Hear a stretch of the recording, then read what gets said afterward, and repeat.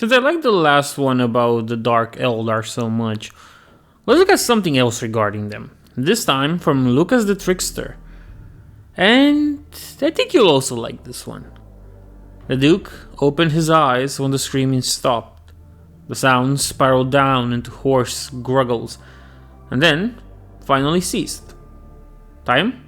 He asked without rising. He glanced at the lithe body of his courtesan besides him on the bed, and smiled in memory of the pleasure of the night before. His slit bodyguard, standing in the opposite corner of the room, hissed something in his own tongue. The Duke smiled. 2 hours better than last time. Exquisite. He rose from his bed, stretching languidly. Muscles popped in pleasing ways. And, like I can pronounce this, Traveliath Silicus, late of Cormorag and its environs, chuckled in anticipation of the day to come. Is it dead or merely exhausted? The slit glided towards the captive, hanging from the wall of the bed chamber. A clawed hand wrenched the dangling head up by its pristine scalp, exposing slack, ruined features.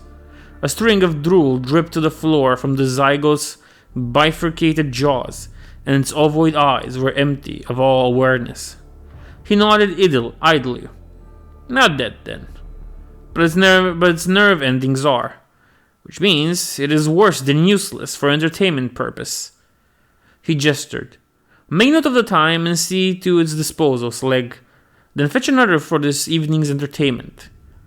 He heard the hiss of flesh against silk and the delicate rasp of metal. His courtesan was awake. The Lahaman was a thing of chill beauty. A mane of amethyst hair draped her head and shoulders, bound into tight serpentine locks by lengths of golden wire. Those wires were deadly sharp, he knew, the better to ward off unwelcome caresses. Her veins pulsed dark against pale flesh, and by the faint flush of her cheeks, he could tell she had imbibed something while he was distracted. Myrta, he said. She was on him before he could react, moving with speed that was chemical in origin. The blade she held was a small, flat thing, easily concealable. Laughing, he slapped her hand aside with his palm. The blade skittered away. He lunged, catching her by the throat, and pivoted, and sent her flying back onto the bed. Oh, very good, my lady. As close as you've ever come. Closer than you think, Myrta said. Her voice was a harsh rasp. Some toxin had scoured her vocal cords long before he acquired her services, roughening them to a brittle edge. She gestured, and he saw that the blade had kissed his chest before he disarmed her, scraping a dark line across his pectoral muscle. Silicus, nodded. Such is the story of us, from beginning to end. Still a worthy try, and another day of life earned. But not freedom.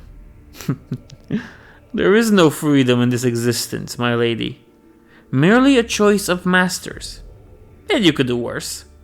Silicus smiled benignly and spread his long arms. Now, bring me my walking robe, if you would be so kind. Yeah, like what you're expecting from Dark Eldars.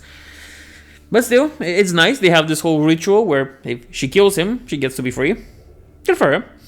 And by the sounds of it, they've been at it for some time. Also, the names, I kind of hate them since they're hard to pronounce. But I know what the slit is. Those little serpentine guys. Like them. I think I had a model of them once. Nevertheless, it is an interesting one. I just read this more as a fun fact. Anyway, I hope you enjoyed it, and I'll see you in the next one.